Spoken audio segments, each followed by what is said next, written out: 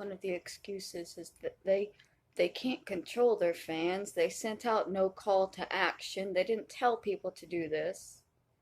No, they didn't. They made them angry with their lies, and they gave them the power to do what has been done. And you'll say that, well, the internet does this. Human beings own the internet, do this. It's not the internet itself. I hate that excuse because these are not robots. Okay? These are real people sending me these emails. Real people making these comments. None of these comments that were hateful were sent to me by autonomous beings. Because the comments that are put by bots, they're all like, hey, sexy, 18, woo. Those aren't hurtful. They're not attacking me. They're stupid, but they're not threatening. The ones that are saying, kill yourself, we hate you, everyone hates you, everyone's always hated you, nobody will ever love you, nobody will ever want you, you're nothing, you're worthless, you're garbage, you're ugly, you're fat. Those comments aren't coming from robots. Those comments are coming from real people hiding behind the internet. It's the internet. You can do whatever you want, but it doesn't make it okay. Just like being in Gertrude Banikowski's basement didn't make what those children were doing okay. It made it okay in that basement. And what you're doing, you believe is okay because it's online. It doesn't mean it's actually okay.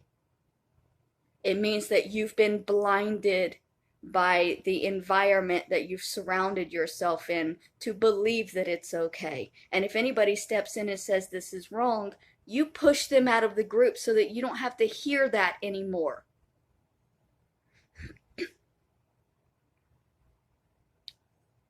They set the example that their followers followed.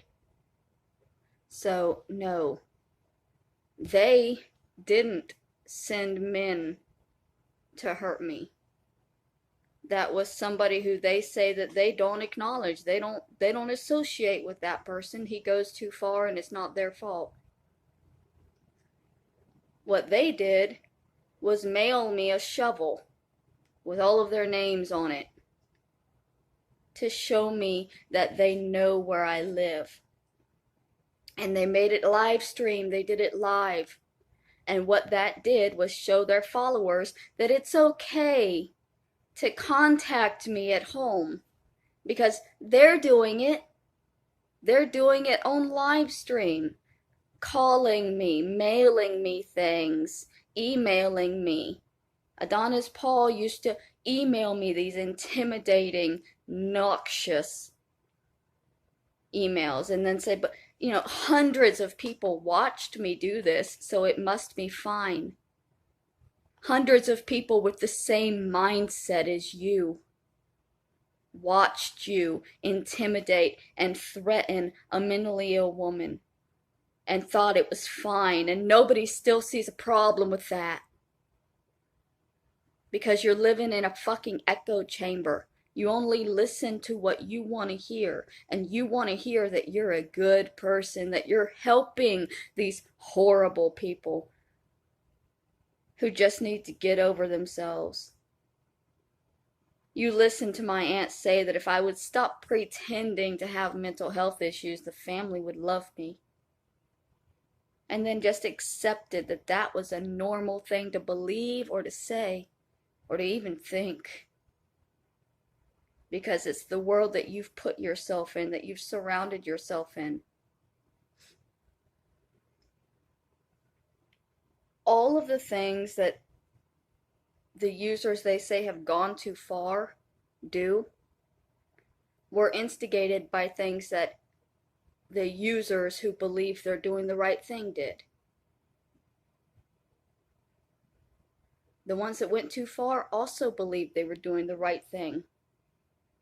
They got the idea and the permission from watching your videos, where you did what you thought was doing the right thing by mailing me that shovel, by any of the other things that you did to me while on live, that you profited off of doing, that you convinced them is perfectly okay to do. Like, lying to me, saying you have evidence of crimes that you don't have to get the proof, the truth out, and saying, well, I can do that because the police do that, so it's fine. And then your followers go too far with it, emailing me lies and threats, saying they're coming to hurt me. And you say, well, that's not our fault. You were the one that made them think it was okay to email me lies and threats and intimidation, as long as it was for the greater good of getting the truth out. It's been 2 years. What truth did you uncover?